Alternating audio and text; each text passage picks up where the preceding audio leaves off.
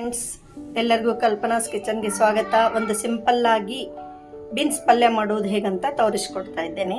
ಅದಕ್ಕೆ ಬೀನ್ಸ್ ಚೆನ್ನಾಗಿ ಹೆಚ್ಚಿ ತೊಳೆದಿಟ್ಕೊಂಡಿದ್ದೇನೆ. ಕರಿಬೇವು, ಹಸಿಮೆಣಸಿಕಾಯಿ, ಕೊಬ್ಬರಿ ಇಟ್ಕೊಂಡು ಈಗ ಜೀರಿಗೆ ಸಿಡಿದಿದೆ, ನೀರು ಹಾಕ್ತಾ ಇದ್ದೇನೆ. ಉದ್ದಿನಬೇಳೆ,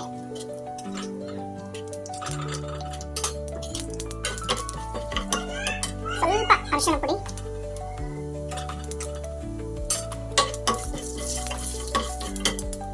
ಈಗ ಹಸಿಮೆಣಸಿಕಾಯಿ, ಕರಿಬೇವು, ಈಗ ತೊಳೆದು ಹೆಚ್ಚಿಟ್ಕೊಂಡಿದ್ದೆ ಬೀನ್ಸ್ ಹಾಕ್ತಾ ಇದ್ದೀನಿ. ಈಗ ಸ್ವಲ್ಪ ತಾಳಿದೆ, ಇದಕ್ಕೆ ರುಚಿಗೆ ತಕ್ಕಷ್ಟು ಉಪ್ಪು, ಸ್ವಲ್ಪ ಸಕ್ಕರೆ ಹಾಕ್ತಾ ಇದ್ದೀನಿ ಟೇಸ್ಟಿಗೆ. ತಿರುಗಿಬಿಟ್ಟು ಸ್ವಲ್ಪ ನೀರು ಹಾಕಿ ಮುಚ್ಚಿಡ್ತಾ ಇದ್ದೀನಿ ಬೇಯಲಿಕ್ಕೆ. ಒಂದು 5 ನಿಮಿಷದಲ್ಲಿ ತಯಾರಾಗುತ್ತೆ. ಒಲೆ ಮೇಲೆ ಇಟ್ಟು 5 ನಿಮಿಷ ಆಗಿದೆ, ತೆಗಿತಾ ಇದ್ದೇನೆ. ಪರ್ಫೆಕ್ಟ್ ಆಗಿದೆ.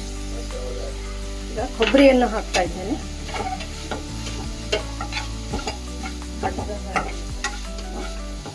ಹೀಗೆ 5 ನಿಮಿಷದಲ್ಲಿ ಬೀನ್ಸ್ ಪಲ್ಯ ರೆಡಿಯಾಗಿದೆ. ಸಿಂಪಲ್ ಆಗಿ ಮಾಡಬಹುದು. ಮಾಡಿರಿ, ನೋಡಿರಿ. ಧನ್ಯವಾದಗಳು.